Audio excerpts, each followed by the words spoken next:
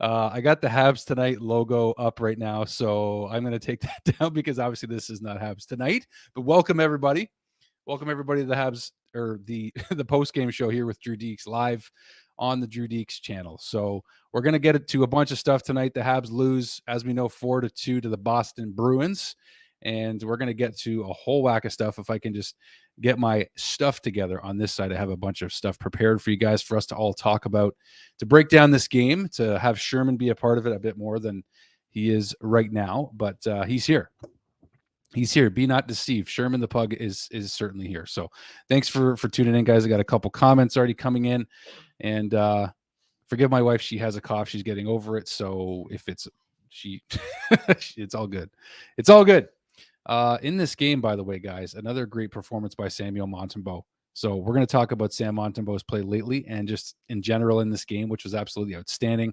We're going to go through all three periods and just kind of break down everything that went down in this game with the Bruins, where the Habs, yes, they didn't come up with the results, as some of you are probably happy in the Connor Bedard sweepstakes. But that being said, let's go to the Sherm Cam. Let's go to the Sherm Cam. He's on. We got two cameras. We got two cameras on right now. So here he here he is. Let's get him in the let's put Sherman on. There he is. I'll have me in the background. So we got two cameras going tonight. This is Sherman the PUG. This is my best buddy, my best pal, Sherman. One of the best blessings we've had in our lives, and still, of course, a blessing in our lives. And look at him. He's half asleep right now. It's okay. Look at him. Got the Habs jersey on. Kelly, why don't you show the Habs jersey? This thing is a work of art. Look at this, guys. Come on. If you haven't got one for your dog yet, what are you doing if you're a Habs fan? A beautiful shot there. A beautiful shot from Sherm. We'll give him a break from this Sherm Cam for a second, but I'll keep it on. That's what I'll do. I'll keep it on the side there, hon. So that he's dancing away. He's doing something. Yeah, he's we're going to try to keep you entertained tonight, guys. But let's get to the early comments. Thank you, Charmaine, for tuning in. NHL Hockey News Report's one of the biggest supporters of the Drew Dekes channel, hands down. And yes, we love him too. Thank you so much. The comments are rolling. And we got Charmaine saying what a handsome boy Sherman is. So thank you so much for that. We appreciate it. We really do. And we have Swerve, another Drew Dekes subscriber, who's he says he is awesome. Pugs and Huskies favorite dogs. So cheers to that, Swerve, my friend. All right, guys. So as we mentioned a moment ago, the Habs obviously lose this game 4-2 to the Boston Bruins. We're going to break things down period by period. Sherman's going to give us his commentary as well. And I'm going to take him in my hands in a second here. I'm going to actually give my wife a break from holding him. That's great. So, the Sherm Cam actually is begging for attention. Look at this. He wants to go to bed so bad. I'm giving him a little pet in the head right now. So look at this guy. You're a great co-host, buddy.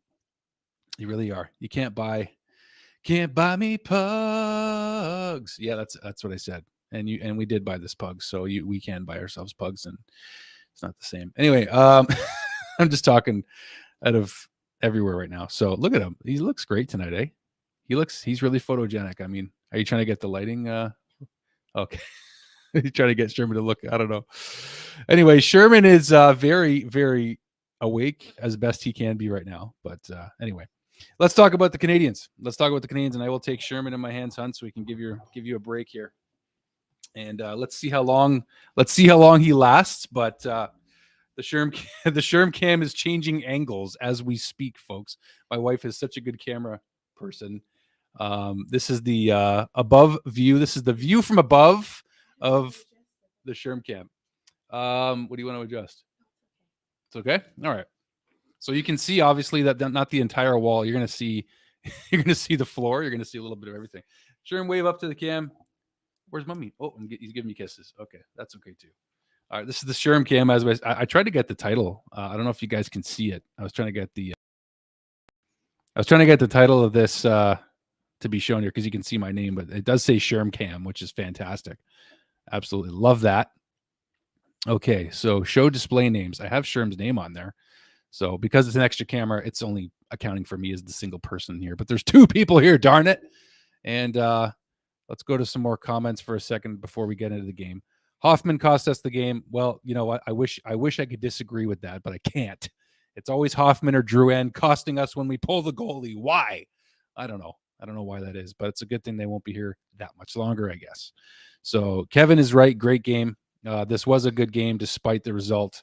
It was actually pretty entertaining, and the fact that the Habs kept it close the whole time was nice. And I know that I think it's kind of one of those bittersweet losses in the sense that you're kind of bitter that the Canadiens lost after playing so well, but then it's also sweet in the Connor Bedard sweepstakes at the same time. So there's always that, right? There's always the Bedard hope that we have, or even just getting a top pick, whether it's Bedard or Fantilli, or I don't think they're going to take Michkov. He won't be in the NHL apparently until 2026, which is a little while away. But 3 years isn't that long, but it is long in terms of this rebuild and what the Habs are trying to do. I think one of the lights is reflecting off me a little bit weird. So anyway, we're live, and that's okay. So we're going to do our best. But let's actually get into the breaking down this game, guys, and we'll go to the Sherm cam for a second just because we can. You can see me clicking away over here.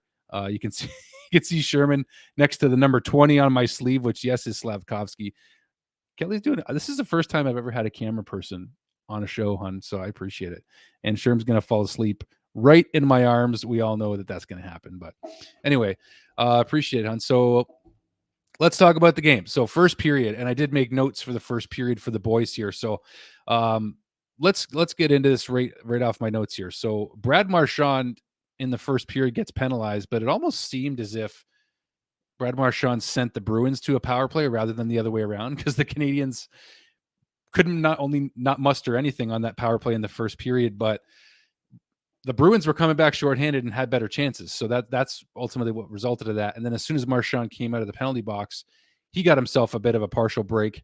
Fortunately, Sam Montembeault was fantastic in net tonight, despite the result, and still put a stop to him. But like, Sam's reminding me of, I know I'm not comparing him to Carey Price, but Montembeault, the way he's been playing, has shown little shades of Carey Price a little bit. I don't know. I've been impressed by him. But Justin Barron gets himself another assist in this game, giving him 4 or 5 assists on the season. Are we doing another Sherm cam? You got to tell me when I'm doing this, because we can share. We can share. Look, there's now we can share. There it is. Look at the close up on my dog. He's the best. I mean, he is the co-host tonight. We got to give him some love. So while we're breaking down this first period, my wife's going to be showing you my dog to distract you. So I hope you're paying attention to. We can see the light going in and out of the shot. So the mystery of the shot is losing its flavor here.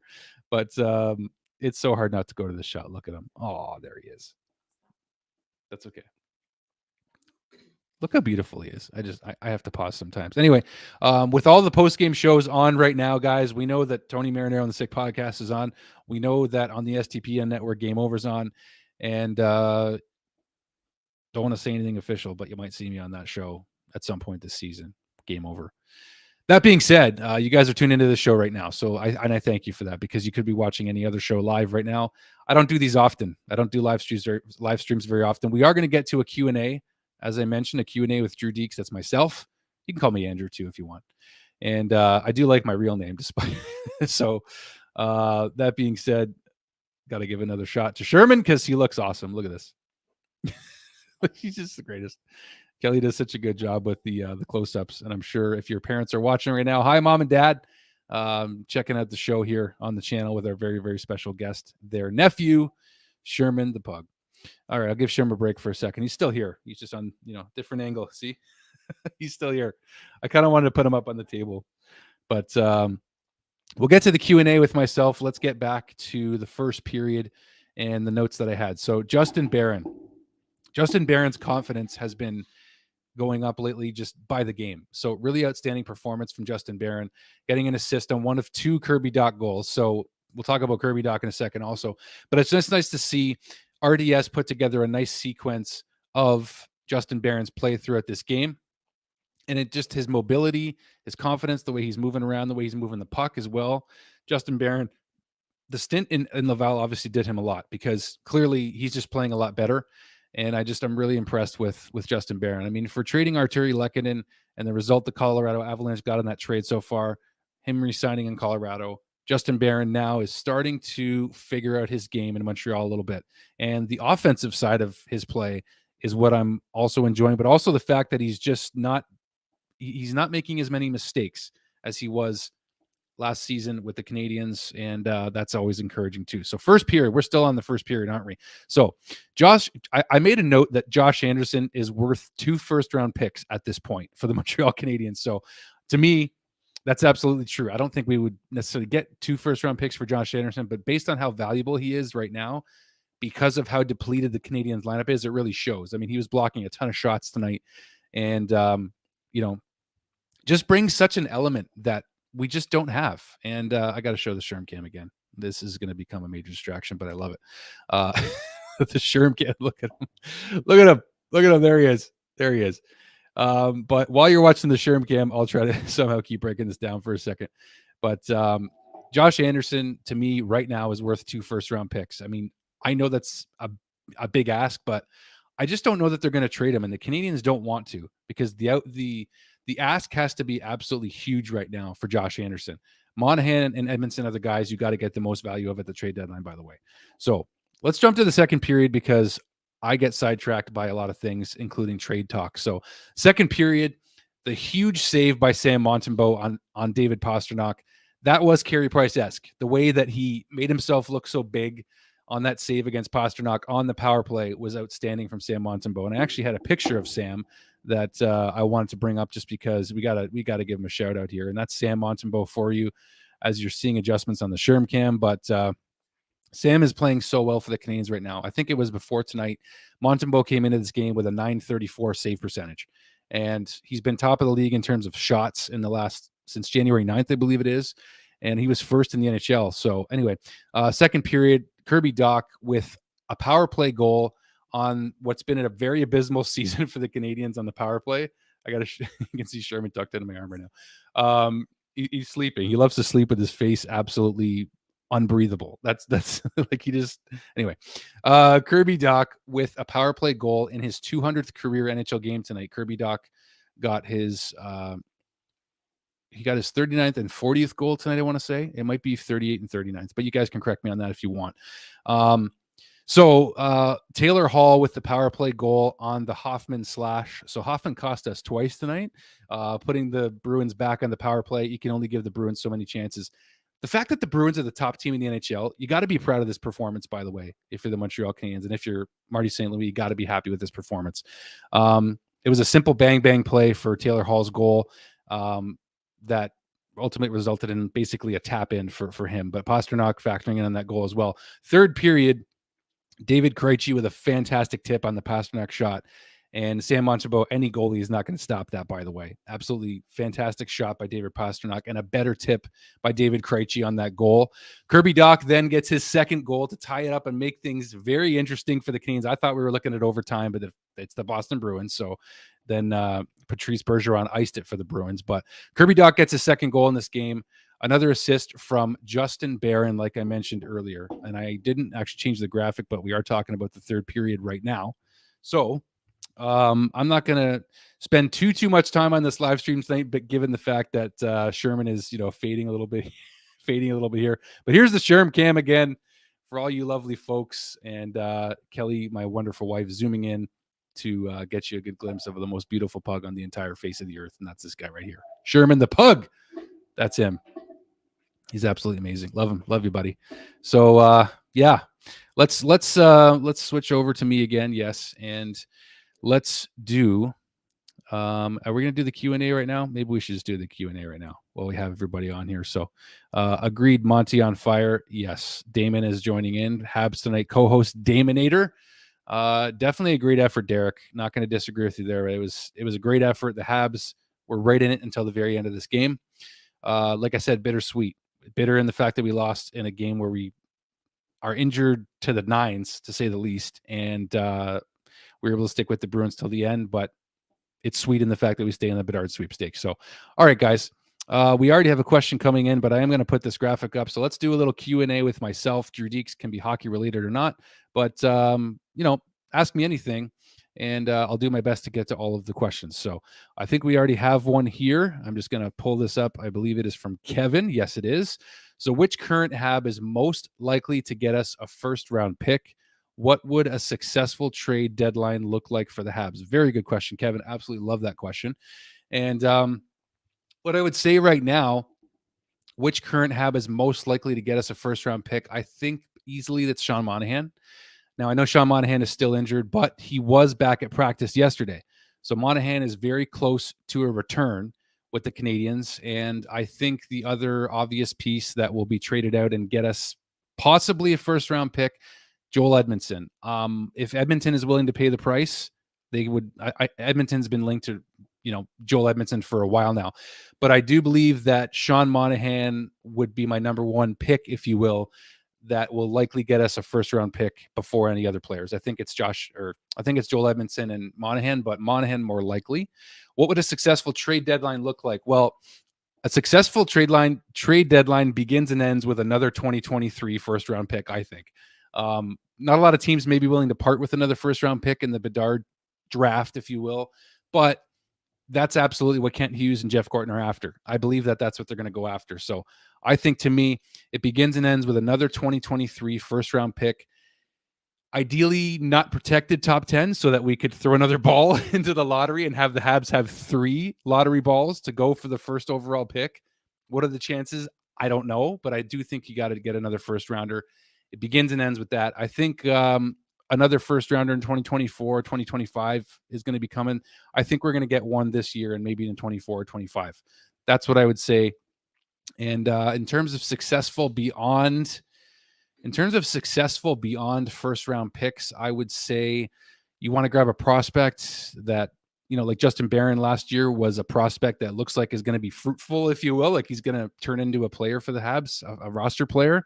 So if you can get another roster player long-term, it's going to be hard to crack this lineup. We got a lot of young prospects in the pipeline, but let's skip up to the next question from Swerve. We got a bunch of you guys chiming in now, and Sherman is on his way out, I think. So I think it's time. Yeah, Sherman is snoring.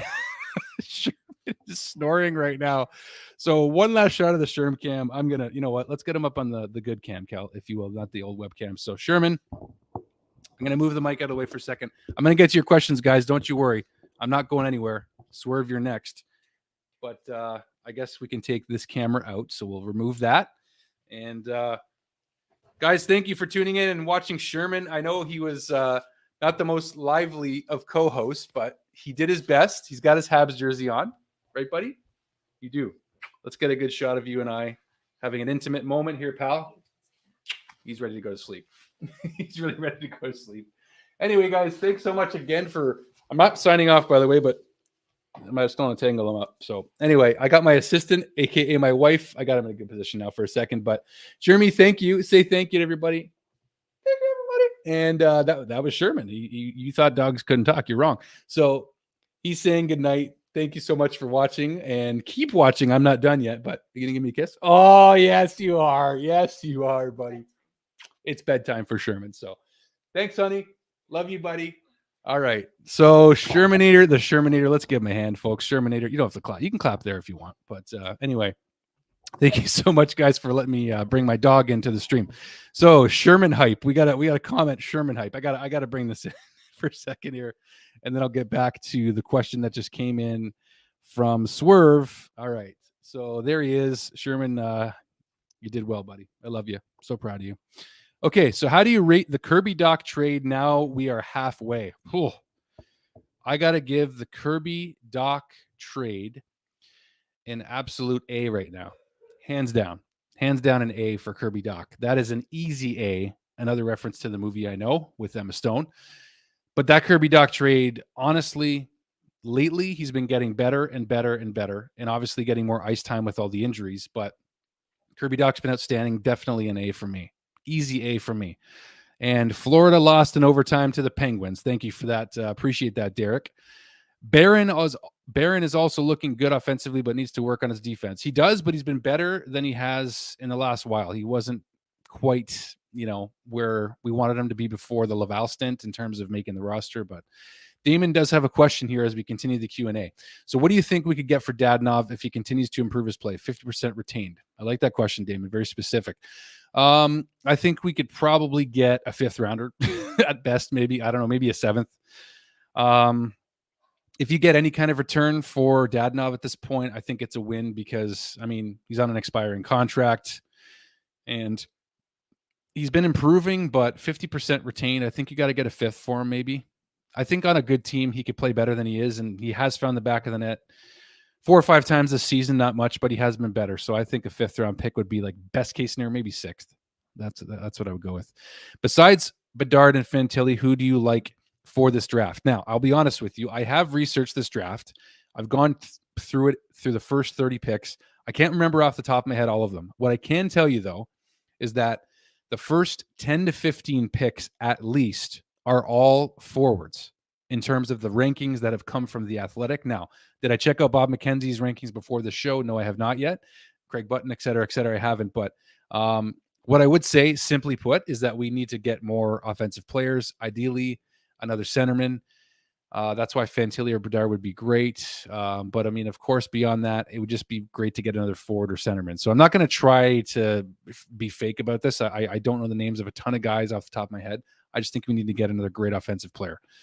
Do you think, since Montembeault is really good right now and Allen coming soon, do you think the Habs are going to trade Allen in the deadline? I don't think just yet, unless they get a good offer. I don't think that they're in a hurry to trade Sam Montembeault, also because Caden Primo's not ready yet. So I don't think that they're in a position of strength to trade Jake Allen unless they can get, again, a top pick for him or a great prospect, another goalie. I don't know. There's just too many. It's too early to trade Jake Allen at this point unless you get a good offer. Sort of like with Josh Anderson, unless the perfect offer, not perfect, but the best possible offer that makes sense for the Canadiens, as Kent Hughes always says, unless that offer was tabled for Jake Allen, I don't think you get rid of him. Jake Allen's still too valuable of a goalie, still too good unless you get good enough value. Looking at it now, is it a good thing that Cole is injured so then we have a better chance of losing to get Bedard? In hindsight, yeah, but you never want to see a guy get hurt. That's like, you never want to see a player get hurt. And I think we would have had a chance to get a high pick, possibly Bedard, if Cole didn't get hurt. So, but it does kind of help the Canadiens' cause in terms of they are going to win less games now without their top goal scorer, naturally. So the answer truly is yes. Would we have wished it upon Cole if we're just being good human beings? No.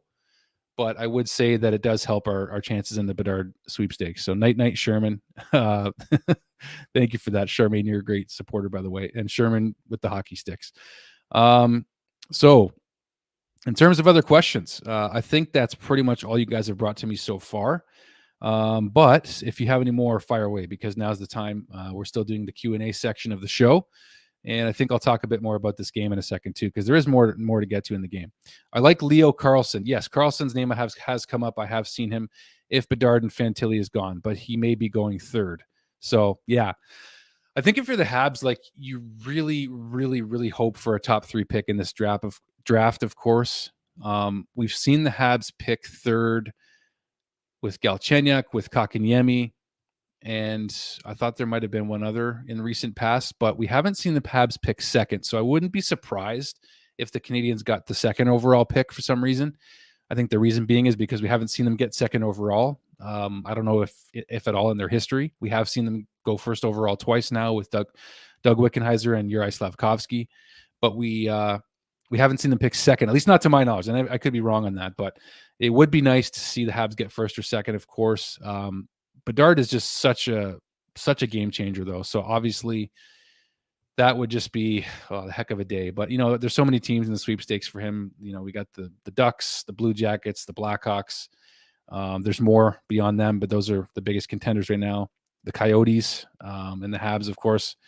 Second overall would be great, but I think it'd just be, I don't know. Like, I don't, it's hard to say. I just think that it'd be nice to get, obviously number 1, but number 2 would be a good start for the Canadiens too. So who else do we want to talk about? Well, I talked about Kirby not that long ago. Kirby Dach having himself another night, 2 goals in just another outstanding performance for Kirby, and not just offensively, but just physically, positioning. I just like the way he's using his body. I think he could follow through on he's been laying the body more lately, but you ever find that Kirby just runs into the boards and like most of him hits the boards and not, he doesn't really seem to always, follow through on his body checks, but he has overall lately. He's been a stalwart. He's been a lot stronger on the puck. Oh, definitely seeing a lot more to Kirby Dach. There's no question about it. This question comes up so much lately. It's crazy. If the opportunity to trade Cole for Bedard, do you do it? Oh my gosh. Hardest question ever.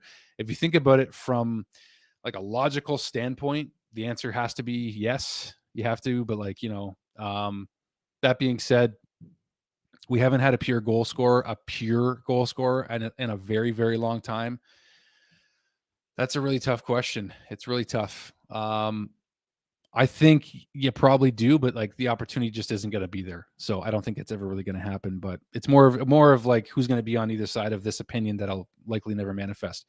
Do you want an all Slovak line with Slav, Dvorsky, and Majar? Dvorsky is a great two-way center and stood out in the World Junior Championship. And yes, Dvorsky did, absolutely. Who wouldn't want that, right? Who wouldn't want to see an all Slovak line? It'd be great for Slovakian hockey. Slovakian folks watch this channel miraculously. Like, you don't even realize how grateful you are to have people from another country watching this show, but some folks do. And it'd be amazing to see an all Slovak line. I think it'd be really, really cool. Really, really cool. And when's the last time you ever heard that? I don't think we ever have heard an all Slovak line. So I think the Montreal Canadiens would be proud to be the first to have it. If all goes well, by the way, ding, I hit the mic stand. If all goes well, I'm looking to set up an interview in person with Philip Machar on February the 4th. The Kitchener Rangers will be in town to play the Niagara Ice Dogs. So stay tuned for that, you guys. If all goes well, I'll be interviewing Philip Machar on February 4th and Owen Beck on February 10th. So keep an eye out for those because I'm going to try to make them happen on this channel as best I can. And I'm going to have a lot of fun with them. So hopefully that all goes well.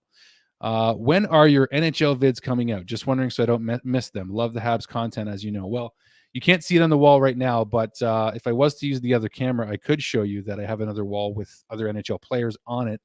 And I do plan to do that at some point. I still don't know exactly when, to be honest with you. As soon as I can. That's the best I can tell you right now. Yes, Machar, please. Can't wait if things go well. Me either, believe me. How do you contact these guys? Well, basically you show up and you ask for an interview. So I did this with Nick Suzuki years ago. Nick Suzuki came to town here in Niagara and the Owen Sound Attack were playing the Ice Dogs. I went up to where the visitor players warm up and get ready for a game, which kind of has partial access to the building where I'm able to be. And I just saw Nick. I went up and asked him for an interview. That was it. So I may do the same thing with Machar and Beck, but we'll see how it all goes. I mean, nothing's ever guaranteed, but I have pretty good access and connections through the building and the people that work in it. I also work there at the Meridian Center here in St. Catharines. So that's how it's going to happen. All right, guys. Well, I'm getting near the end of this stream. I've answered a bunch of questions. The Habs lose to the Bruins tonight. And I got to mention this also. Noted former Kent Hughes client Patrice Bergeron scored the winning goal for the Boston Bruins tonight. And I'm obviously borrowing that from Steve Dangle and the STPN network, but noted former client. I don't know, like, does Kent Hughes still an agent? Because I don't even know. I honestly don't know entirely, but I don't think so. I don't think so because obviously he's the GM of the Montreal Canadiens. But that being said, you guys, we're right about the 30-minute mark, which was my goal for this stream, and hopefully want to make it rewatchable for somebody that might tune in later. But the Habs lose to the Bruins, and let's just pull up a couple maybe very quick stats from this game tonight because, again, Sam Montembeault with another great performance for the Montreal Canadiens, proving that he is in consideration to be the next starter for the Montreal Canadiens long term. I think it's very clear that it's going to be Sam Montembeault and Caden Primo unless we draft another goalie. The Sabres are winning right now. Good for them. They're beating the St. Louis Blues. Just thought I'd throw that out there while I'm pulling this recap up from the Habs Bruins game. But Sam Montembeault in this loss, and I just want to pull up the box score so we can see how many saves Sam actually had. But Sam Montembeault in this game, 25 saves, 893 save percentage, which he still had an outstanding game in my mind. Raphael Harvey-Pinard, there's so many players I didn't get a chance to talk about. The Raphael Harvey-Pinard, Pezzetta, and Belzile line. It's nice to see those guys get some ice time, by the way. Really nice to see those guys chip in offensively against the Leafs. I didn't get a chance to talk about that great comeback versus the Leafs because I wish I could have, but it's so hard on the channel lately to do that with the limited time that I have, unfortunately. Is it too much of a stretch to call Lane Hutson a smaller version of Cale Makar? Right now, no. And I don't think that I think the ceiling for Lane Hutson is absolutely somewhere in the realm of Cale Makar in terms of the kind of player. Can we make that comparison yet? Absolutely not. He's too young. But we all know that we saw the reports that Lane Hutson's growing. He's officially listed at 5'10", so he's growing, and more and more teams are going to be sorry they didn't pick him. I can't believe we got him at 62nd overall. Just crazy, absolutely crazy that so many teams passed on Lane Hutson just because of his size, and they did the same with Caulfield. So to me, Lane Hutson is the prospect that I am most excited about since Cole Caulfield, since before Cole got here. So I can't wait. I can't wait for Lane Hutson to be the Habs power play quarterback. I can't wait. First one since Andrei Markov. I'm really excited for that. Absolutely pumped for that. I got to go. Sorry, but love your channel and kept pumping them out and keep pumping them out. I think that's what you mean. Go Habs. Hughes left his agent job. Yes, thank you. NHL Hockey News Report's been a huge supporter of this channel for so long. Anyway, guys, I think that's all I got. I got to wrap this up. But as always, thank you so much for watching, guys. If you're new, I feel like the few of you that are watching right now may not be that new, but if you haven't liked or subscribed, hit the thumbs up, hit subscribe. I obviously would very much appreciate that support. And it's certainly been a ride. It's certainly been a ride the last 2 years on this channel, but really more specifically in the last year. This channel has really taken off only because of you guys and having the opportunity to almost do this, not full time yet, but I'm trying to get closer and closer. So the last comments are coming in, and I'm going to put these up for you guys before I sign off here. Great stream. Keep it there. Thank you, Damon, as always. And thank you, Charmaine, for the great comments and for the love for Sherman. We loved our co-host too. We love him to death. He's the best. Derek, thank you. Thank you for watching. Honestly, you guys know that it's all about you guys. I know you appreciate what I do, but I appreciate guys 10 times as much. Believe me. Sammy, thank you for the comment. Great stream. I really appreciate it. And I'm going to leave it with that, guys. So thank you so much for watching the Drew Dekes channel. I appreciate it. Go Habs, go.